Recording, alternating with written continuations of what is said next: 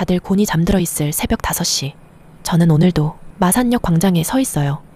코끝이 찡할 정도로 차가운 새벽 공기, 그리고 저 멀리서 들려오는 기차의 묵직한 진입소리. 이제는 제법 익숙해질 법도 한데 이 시간의 마산역은 늘 저를 조금 긴장하게 만들어요. 남들은 이 시간에 캐리어를 끌고 나온 저를 보며 생각하겠죠.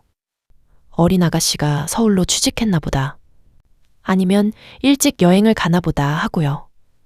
하지만 제 가방 속에 든 건 설레는 여행짐이나 서류 뭉치가 아니에요.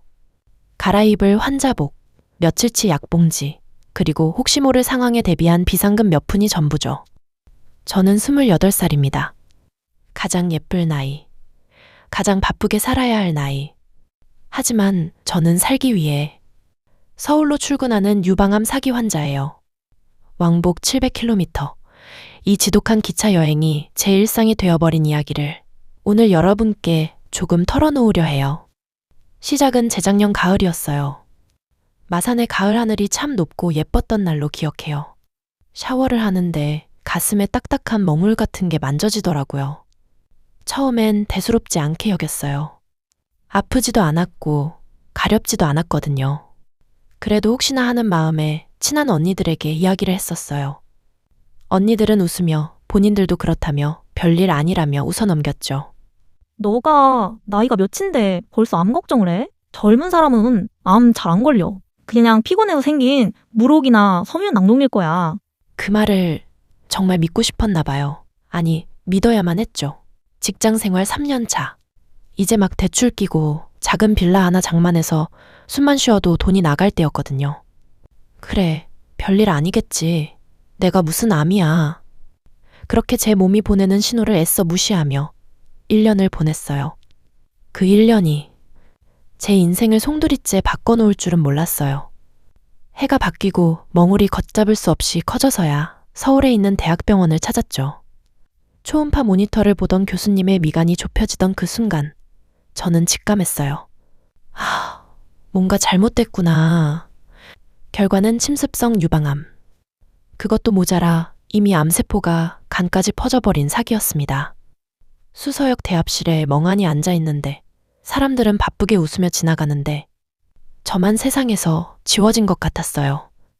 마산으로 내려가는 기차 안에서 창밖을 보는데 눈물도 안 나더라고요. 그냥 헛웃음만 났어요. 더 기막힌 건 그 다음이었어요. 불행은 꼭 손잡고 온다더니 유전자 검사 결과 제 암은 아주 희귀한 돌연변이었어요. 교수님이 그러시더라고요. 딱 맞는 표적 치료제가 있긴 한데 건강보험 적용이 안 된다고요. 한 달 약값만 자기 부담금으로 180만 원. 거기에 항암 주사비, KTX 차비, 서울 체류비까지 합치면 매달 숨만 쉬어도 300만 원 넘게 깨지는 상황이었어요. 통장 잔고를 열어봤어요. 빠듯한 월급에 갚아야 할 집 대출금. 그리고 무엇보다 평생 조선소 현장에서 일하시느라 연골이 다 닳아버린 우리 아빠. 올해는 꼭 아빠 무릎 인공관절 수술 시켜드리려고 모아둔 돈이 있었거든요.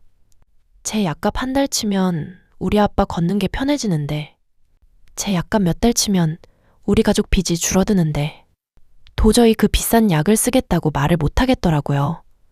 장녀라는 게 뭔지 아니면 그냥 가난이 죄인 건지.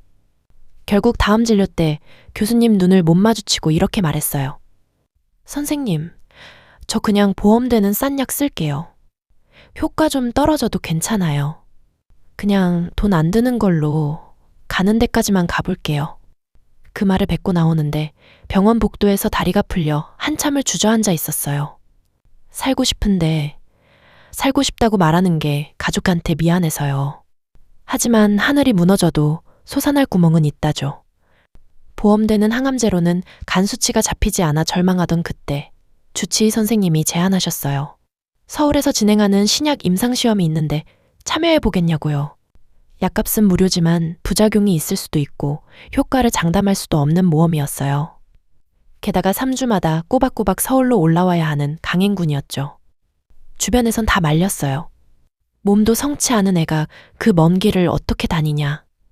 그냥 가까운 부산, 큰 병원에서 치료받아라. 하지만 저는 생각했어요. 마산 방구석에 누워서 후회만 하다가 죽느니 서울 가는 기차 안에서 쓰러지는 한이 있더라도 부딪혀 보자고요. 그렇게 시작된 저의 서울 출퇴근길. 새벽 5시 마산역 출발. 창원을 지나 밀양, 동대구를 거쳐 대전, 그리고 수서역까지. 왕복 6시간이 넘는 그 길은 제게 전쟁터이자 쉼터였어요. 항암 주사를 맞고 내려오는 길은 정말 지옥 같아요. 속은 울렁거리고 뼈마디가 으스러질 것 같죠. 좁은 KTX 좌석에 몸을 구겨 넣고 식은땀을 흘리다 보면 내가 지금 살려고 이러는 건지 죽으러 가는 건지 헷갈릴 때도 많았어요. 그래도 그 고단한 길 위에서 만난 따뜻함도 있었어요.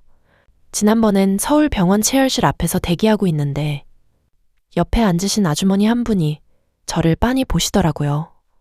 제 휑한 머리를 가린 모자랑 앙상한 손목을 보셨나 봐요. 가방에서 주섬주섬 은박지에 싼 김밥 한 줄을 꺼내서 제 손에 쥐어주시더라고요. 아가씨, 멀리서 왔제? 얼굴이 반쪽이다. 이거 내가 집에서 싼 긴데 밥은 묻고 검사해라. 한국 사람은 밥심아이가. 서울에서 듣는 그 투박한 말투가 꼭 우리 아빠 잔소리 같아서 화장실에 숨어서 그 김밥을 꾸역꾸역 삼켰어요. 눈물 젖은 빵이 아니라 눈물 젖은 김밥이었죠. 그때 다짐했어요. 그래, 밥심으로라도 버티자. 억울해서라도 살아야겠다. 지금 저는 부작용으로 손톱이 검게 변하고 손발 피부가 다 갈라져서 따가워요. 머리카락은 이미 다 빠져서 가발 없이는 밖을 못 나가고요.